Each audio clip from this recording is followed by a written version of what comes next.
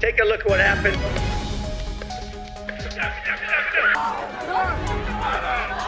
On you.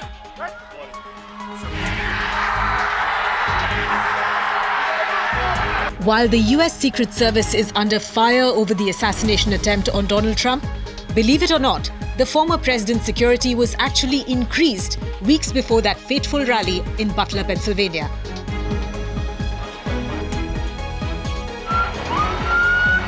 Despite that, a bullet grazed Trump's right ear after 20-year-old Thomas Matthew Crooks opened fire from the rooftop of a building barely 500 feet away from Trump's podium. Crooks was shot dead by the Secret Service shortly afterwards.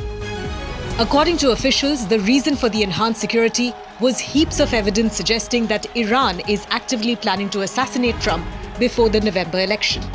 Iran has long harbored intentions to retaliate against Trump for the killing of Qassem Soleimani, the commander of the Iranian military's Islamic Revolutionary Guard Corps. He was killed in January 2020 at the Baghdad International Airport in Iraq with the approval of Trump, who was the president then. But recent intelligence suggests an escalation in Tehran's efforts. But in an interview to CNN, Iran's acting foreign minister Ali Bagheri Kani denied any assassination plot. He said, "We would resort to legal and judicial procedures and frameworks at the domestic level and international level in order to bring the perpetrators and military advisors of General Soleimani's assassination to justice." The Americans openly said that they had assassinated the senior Iranian military commander. So it is our natural right in order to follow this issue. And those who are accused in this case, they should be brought to justice in a court.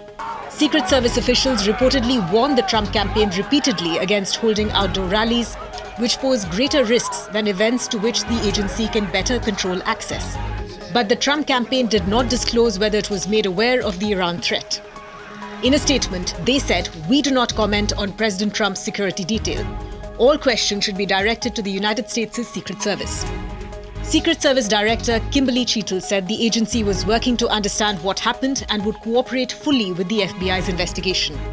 She said the Secret Service is tasked with the tremendous responsibility of protecting the current and former leaders of our democracy. It is a responsibility that I take incredibly seriously, and I'm committed to fulfilling that mission. A typical rally for a major presidential candidate would have a mixture of Secret Service and local law enforcement teams. Ideally, there should be 3 rings of protection for Trump. An inner ring of agents physically shield the protectee.